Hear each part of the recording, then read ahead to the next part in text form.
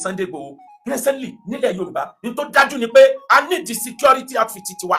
tí ò ní jẹ́ pé Christian ní tiwọn Muslim ní tiwọn traditionalist ní tiwọn èyí tó bá ti ẹ̀kọ́ mẹ́sìn kan lásìkò yìí wà láì fìtínà ní ó bẹ̀yẹn àmì ilé tó bá jẹ́ pé gbogbo ẹlẹ́sìn ní bẹ́ẹ̀ a lè manage ẹ̀ a need ẹ̀ fún territorial integrity and territorial security wa ó ṣe pàtàkì ká ní àwọn kan ti ṣiṣẹ́ kọjá kí ti Ìwé Ẹkùn tó dé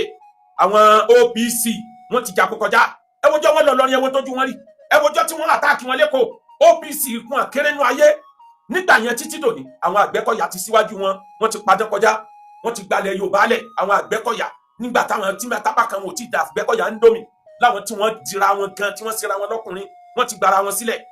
kó tó wá di pé Ìwé Ẹkùn dé àwọn oríṣiríṣi kódà àwọn Àmọ̀tẹ́kùn tíjọba dá sílẹ̀ àwọn náà ṣe bẹ́bẹ́ ẹni tí ò bá mọ nǹkan ni ó sọ pé wọn ò ṣe bẹ́bẹ́ ṣe ìbọn tí ń bẹ lọ́wọ́ bandit ní bẹ lọ́wọ́ Àmọ̀tẹ́kùn àwọn ẹlẹ́ni sunu gbọ́ wọn sun ojú ọ̀nà bí ó ṣe mọ ní ọmọ àwọn náà try wọ́n ti ní gbìyànjú ọwọ́ àkàn Ìwé Ẹkùn báyìí Ìwé Ẹkùn ní sílébù mẹ́sàn-án méje IRUEKUN Ìwé Ẹkùn méje ni àfikẹ́ ìpadán méje fún wa kì í ṣe idán abracadabra mọ́ sọ kẹ́ ẹ ṣe solution tí ó fà wá yọ jáde nínú tó ń bẹ́ńlẹ̀ yìí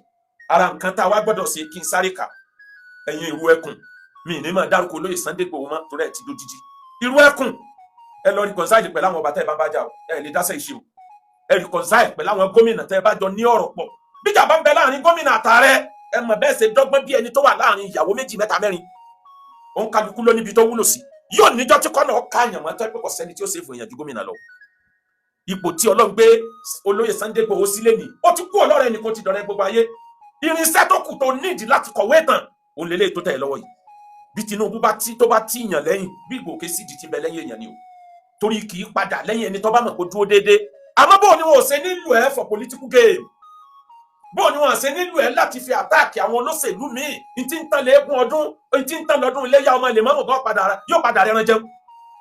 bóun ni wọn ò ṣe nílò ẹ̀ against àwọn political parties míì tó dẹ̀ ṣiṣẹ́ tí wọ́n gbélé ẹ lọ́wọ́ tí gbogbo ayé ò rí pé yes ọgbàdẹ Yorùbá sílẹ̀ ọkùnrin mẹ́ẹ̀ẹ́dọ́gbọ̀n ni àdáùtì ẹ̀ bí sí wulẹ̀ kó mọ̀ àmọ́ o àárín àwọn olóṣèlú tó wá sí Ọlọ́run nìkan ni ó kọ ẹ lọ́gbọ́n tó fi rí lò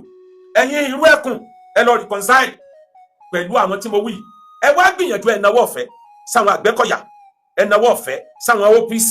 kódà báwọn kan ò bá ti yín ẹ náwó ọ̀fẹ́ sí wọn ẹni tó bá gẹṣin ní kí ẹni tó wà nílẹ̀ ẹlẹ́ o ẹni tó gẹṣin ò tó gbọdọ̀ retí kẹ́ni tó wà nílẹ̀ òkè o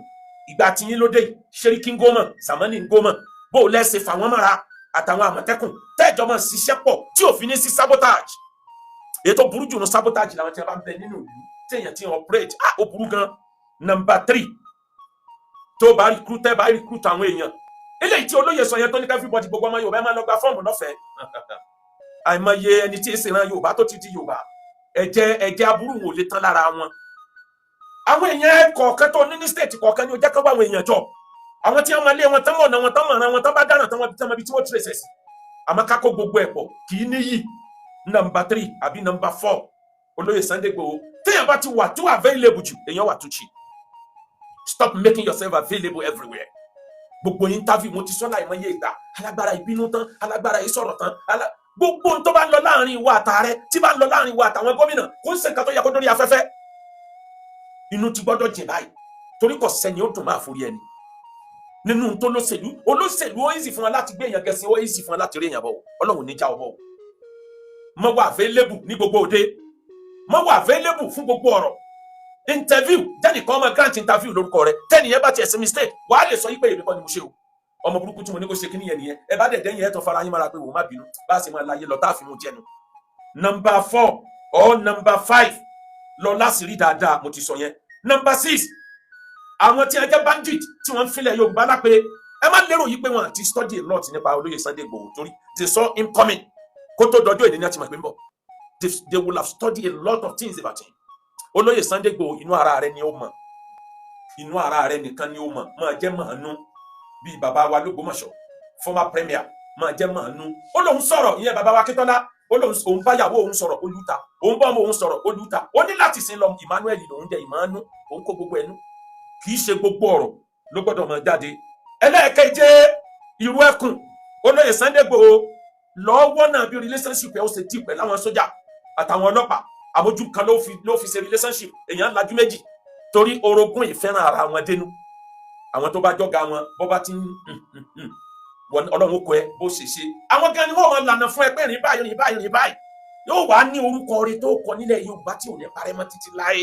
ló jẹ́ sọ pé sẹ́tì gbélé olóyè Sunday Igboho lọ́wọ́ yìí electric ni ó lè tàn mọ́lẹ̀ ó dẹ̀ lè ṣọ́ọ̀kì èèyàn ọlọ́run ní jẹ́ kó ṣọ́ọ̀kì rẹ lálùbáríkà olóyè Sunday Igboho mo bí ọlọ́run ọba fún ẹ ìlú ẹkùn yóò succeed gbogbo bàbá wa Ààrẹ Ọ̀nà Kakanfò lẹ̀ Yorùbá Ìbà Gani Adams ẹ pèrè yín ẹjọ́ fọwọ́sowọ́pọ̀ báyìí ọmọ ìyá nìyí ọkẹ nìkan lẹ́ni ni yóò tún kẹlòmíì lọ́la ẹnìkan lọ́kàn lánàá ibẹ̀ nìkan ló lánàá ẹnìkan ló lòní o ọlọ́run ló mójú ẹni tí ó lọ́la o